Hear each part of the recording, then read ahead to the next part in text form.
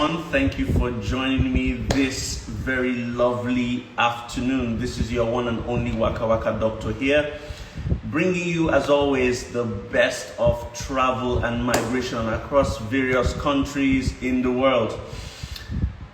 Like we've been doing this for a couple of weeks now, we've been talking about how to move to several countries for free. So if you've missed out to get jobs abroad, you should probably check some of my videos that were made in the last couple of days. We discussed how to get jobs in Luxembourg, in Germany, in Portugal, in Lithuania as well. Okay, but today we're talking for those who want to go abroad and don't have the funds. So if you want to go abroad and you don't have the funds, this is the video you have to watch. So start calling your friends, start, buzzing them, telling them, sharing this video so that they can come watch. We're going to be talking about how to move abroad for free. Of course, if you have the funds to move abroad, you probably don't need to watch this video. There are 60 videos you can watch on my YouTube channel that will give you various options.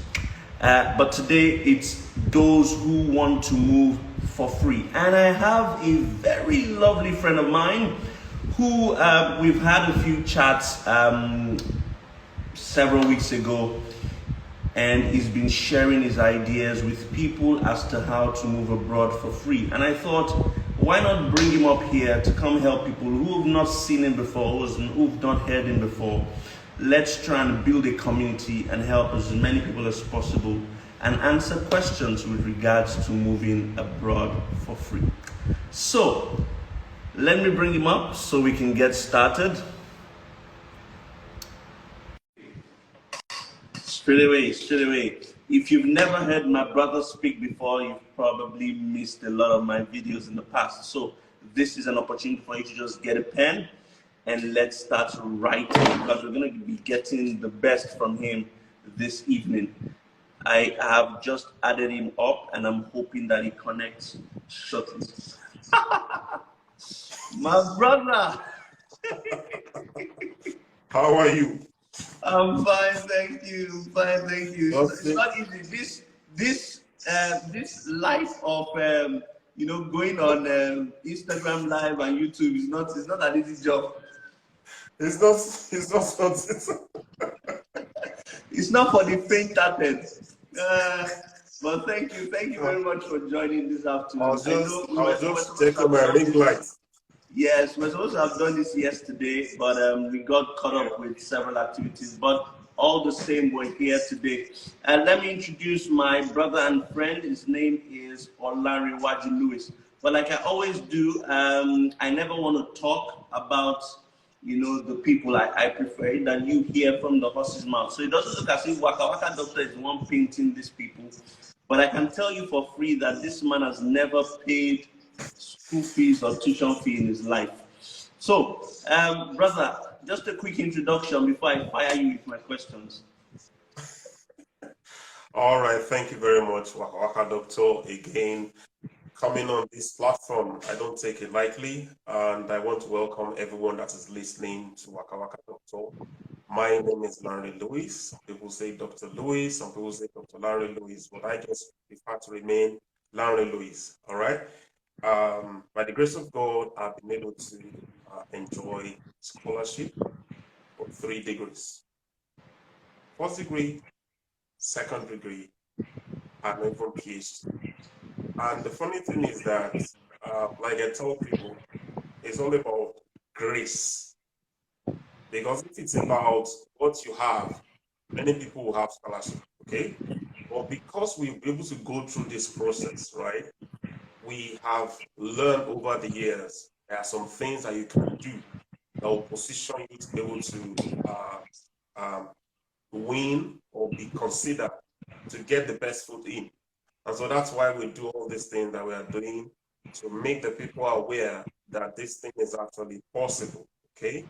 And it's about preparation, it's about strategic positioning, it's about putting the best foot forward and knowing that it is possible. So that is literally about me, and I'm currently in the United Kingdom. Perfect. lecture in the UK. Thank you very much for that quick introduction. So he's currently a lecturer in the United Kingdom, and like I said, he's moved throughout primary, secondary school, university, PhD, all for free. So let's get to the crux of the matter. I'll be asking you just three questions, three very good questions that I need you to, tell us briefly so that people can get a hang of it. With respect to scholarships in Europe, what are the documentations that people need to get ready that they must have whenever you want to apply for scholarships? What is it that you must have, those documents that are necessary for people to qualify for scholarships? Very good question. The first thing is, if you want to travel out, you need your passport. Because don't say you want to go and study abroad and you don't have passports. I mean, some people have come to my DM and I'm asking them, what do you have? Do you have your qualification? Do you have your transcripts? Do you have your international passport? They were telling me they are just starting. I said that you can't start anything until you have that passport because they will ask you for your ID. All right? That's the first one. You must have your international passport. The second one is that you must have your transcripts. Now, let truth be told, right? There's a difference between saying that you want to travel out for maybe low fees or something like that. And there's a difference between saying that you want to travel based on scholarship or based on funding, getting some form of waiver, right? Because getting waiver, getting scholarship is competitive, okay?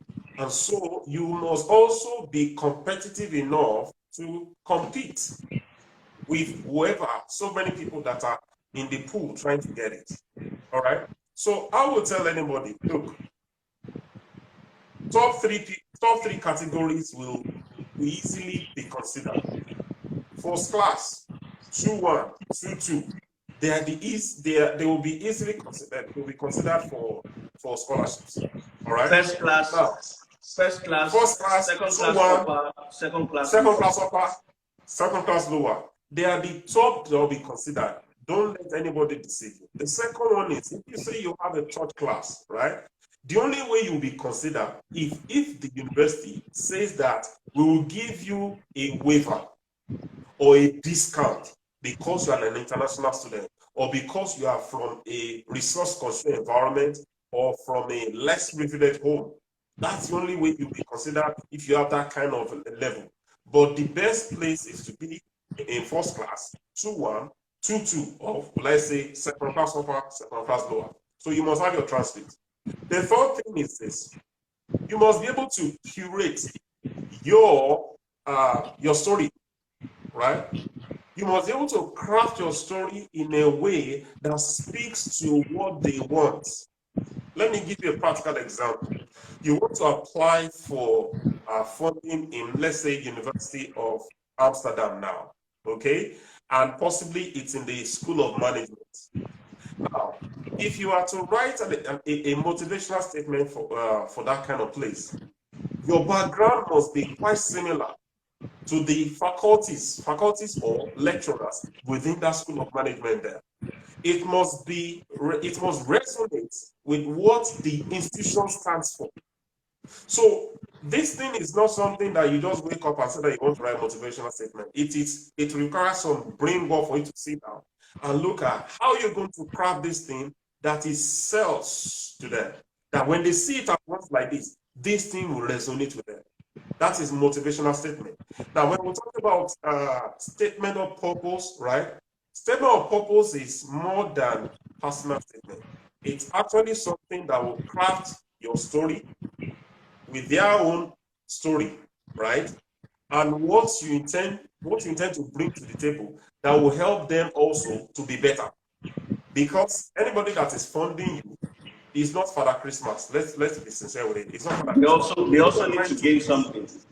Yeah. So you must be bringing something to the table, and And that is very, very important. So now that is why SOP is quite huge, okay?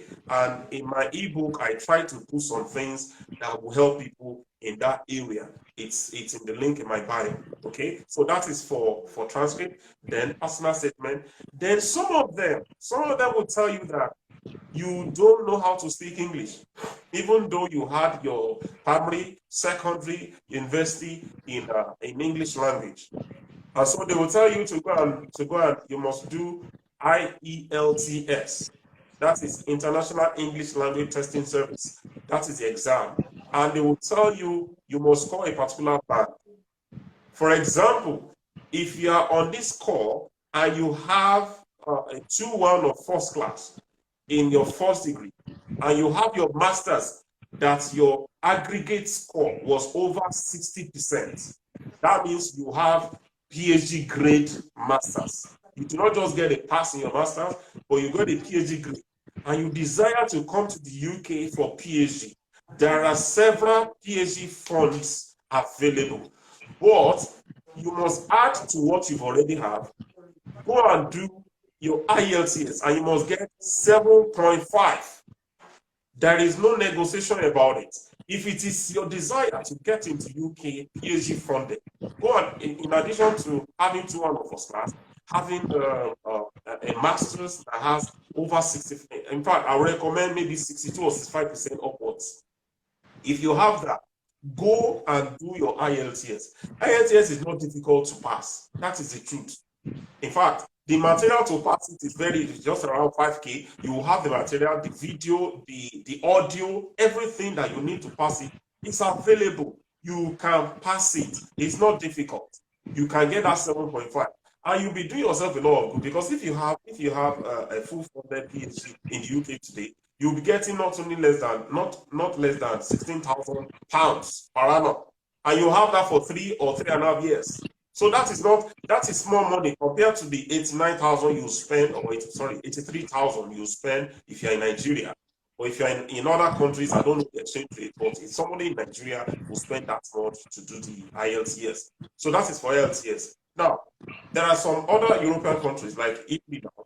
There is this thing that they call CER. Let me confirm that. There's something called CER. It's an equivalent of the English language testing something. So they prefer that one. And so if you can get that, right, you can apply to Italy, because Italy is also funding masters and PhD at the moment. The Ministry of Foreign Affairs and International Cooperation. It is funding for those who want to do masters and PhD. The only but about this particular one is that there is age limit to this particular one from it. Age limit is there. So they say that for someone who wants to do PhD must not more than 30 years. Someone who wants to do master's must not more than 28 years. Unfortunately, I'm not the one that said the criteria. But okay, Doc. Before we continue to mention the scholarship, so with the documents people need to get, if I'm getting you correctly, they need to have their international passport, yes, transcripts, yes, statement of purpose or motivational letter, yes, then IELTS, correct? Yes, IELTS. Okay. Or it is called, I've confirmed it now, Common European Framework of Reference. That is CEFR. It's also accepted, and the band that they recommend is B2. So that is for that one. So instead of they will accept that for English, and that's for that for Europe. Now, my second question is this. I am very huge on, people who know me, and I'm sure you know, I'm very huge on that, the fact that you don't have to go to Canada, UK, US at all costs. There are other options available, and that's one of the reasons why we're doing this, to educate people as to the options that are available for you when it comes to scholarships. So I want to ask you, what are some of the scholarships that are open for right now that people can apply for in 2022? Okay, for those who are undergraduates, that means somebody who finished secondary school, right? and says that he wants to go abroad for study. There is this scholarship available at Carleton University, University of Carleton in Canada. Carleton in Canada, it is still open. It's still open. You can apply for that one, right? All you need is, I think they have one application there. I'm not sure the value now, but that one is on undergraduate, right? And it's available, it's funded. Currently, University of Bristol in the UK, University of Bristol in UK has 12 scholarships, 12 for undergraduates and 35 for postgraduate. University of Bristol, and it's still available, it's still open.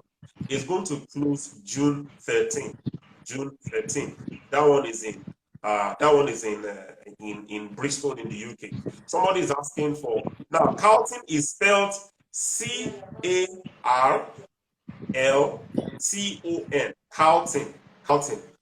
Carleton University is in Canada. They are funding. Yes, you got it. That person got it. Is in Canada. All right. Then there is also this scholarship available in Italy. It is sponsored by the Ministry of Foreign Affairs and International Cooperation. That one is massive funding for anybody that wants to do masters or PhD. It's available. Then there is this one. That one is, the deadline is still far. The earliest deadline is, I think, August or September. That one is the EPOS development related scholarship that is in Germany. It's in Germany. It is funding master's and PhD program across about 7 categories of fields. So you have some in the arts, some in the sciences, some in sustainable development, some in engineering. It is spread across different fields, all right? And that one is massive. That particular funding is actually huge. The reason why I say it is huge is this.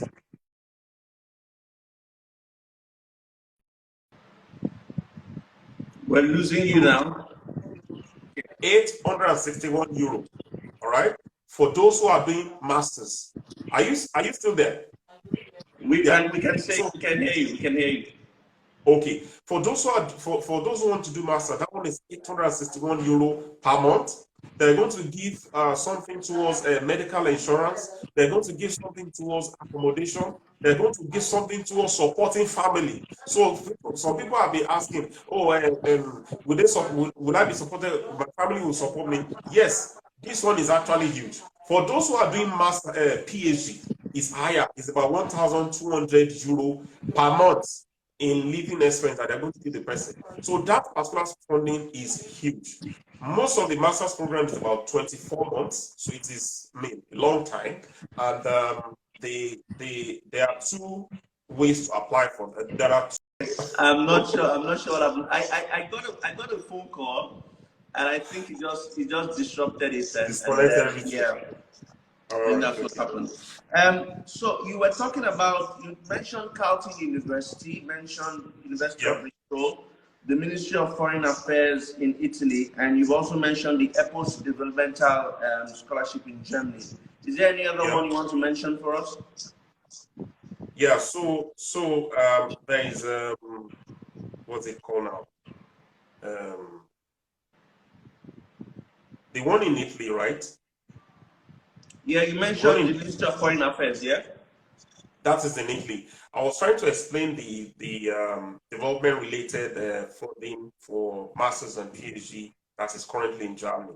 Okay, that one has over, let me see, close to 25 or 30 different courses that can be done. Masters people will get 863 euro.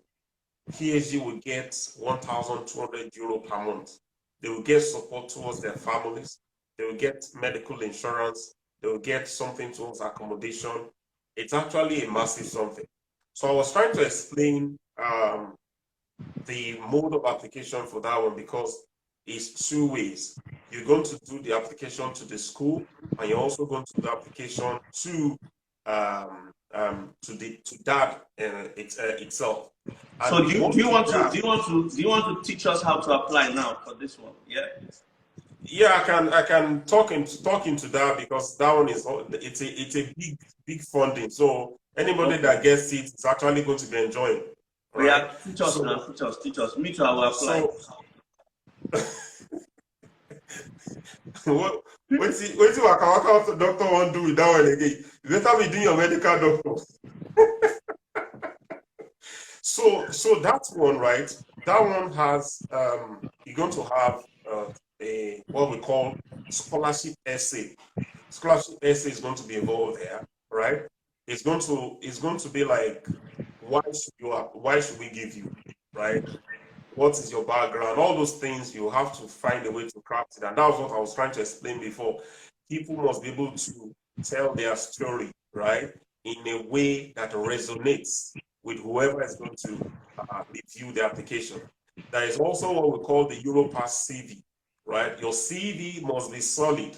Now, it's unfortunate that most people in Africa do not incorporate volunteer, working for free, all these things in their store, right?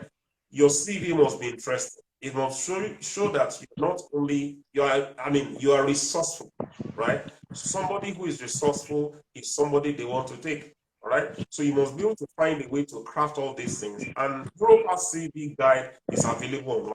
You can always go online and search for Europass, and that Europass is a format that they want your CV to be crafted. So you must find a way to do that one, right? And for the school application, of course, you need your transcripts, and you need to go through this platform called Uni Assist. Uni Assist has what's it called? A fee that you pay depending on what you're applying for or whatever. So when you create a profile, just like you open a natural email and you create it on Uni Assist, and once you do that, you'll now be able to apply to the institution. What Uni Assist does is that it like aggregates application process for anyone that wants to apply to German universities. So it's like a central hub, just like you have UCAS for those who want to do undergraduate in the UK. So it's a central hub that does add all those things together. So once you're able to go through Uni Assist, there is a portion of Uni Assist that you select the institution that you are picking, you select the course, and you'll be able to apply directly from that place. And those are the things that they will ask for. They will also vet your qualification, just like what do they call these people? ECTIS will vet application for UK. SACWA will vet application for South Africa. WEST will vet your applications, your qualifications for Canada. So they will vet all that one, and we'll go through that process. So that is on the school side, submitting all your application side. Then on the that side is actually going to be physical application. So you're going to package all the documents that I don't have all the lists on my head now, but it's very straightforward. You're going to package everything and send to them. I tell anybody who is going to do that from Africa to use DHL, AMS, or whatever, all this register postal service, so that your document is not lost in transit. You get it there. And of course, like I always tell anybody, several thousand will apply for something. God favors the bold. So you must first of all put the best fit in and pray. when I applied for my master's scholarship, there were over 3,000 that applied, but only 47 got it. What's that percentage? Just about 15%. So in every pool, right, it's usually around 10-15% that will get it. Whether you will be the one that will get it is between you and God. I wish you well. So thank you very much, Doc. But one more thing before you go. I've seen several people always ask me, how can you help us to apply? How can we reach you? What's the way? Okay. You see, I always say one thing, right? Waka Waka doctor is a very expensive doctor. Okay? Very expensive doctor. Now, anybody that says you want me to handhold you, right? You'll be doing what we call consulting. That's why we're giving you all the information, right? But if you say that, oh, you want handholding, you can do private consultation. Message me on my DM, we can take it from there. But I will tell anybody here now, right, the best platform to be for me to relate, right, is through my Telegram channel. So if you go to the link in my bio as you are joining this call, you go to the link in my bio. If you click it, you will see the Linktree link there. The link to my bio, the link to my Telegram channel is there. The link to the ebook that I made is there. So many things that you can get is also in that place. So go there, because later this coming week I'll be holding a webinar for people on my Telegram channel. So that will also be helpful for anyone that is there, so you're able to have direct access. But if you want something that is like one-on-one, right, send me a DM. Now, I will tell everybody on the platform here, I respond to DMs, okay? I respond. I don't snub people. I don't ignore people, right? Whether you are high up there or you are low down there, I treat everybody with regard. But because of the schedule, right, tight schedule, your DM may take 24 hours, 48 hours at times to get responded to, all right? So please bear with me. If you send me a DM and you don't receive a response within 24 hours, just know that I will surely respond, all right? People on my that are following me, people that are on my Telegram channel will know that they can testify that I respond to people, right? But it may not be immediately, but I will definitely respond. Thank you very much.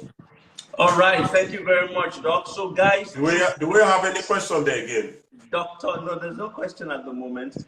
But this is Okay. Dr. Olanrewaju Lewis, and you can follow him on Instagram. It's Olanrewaju, OLANREWAGU.LEWIS. Follow him on Instagram.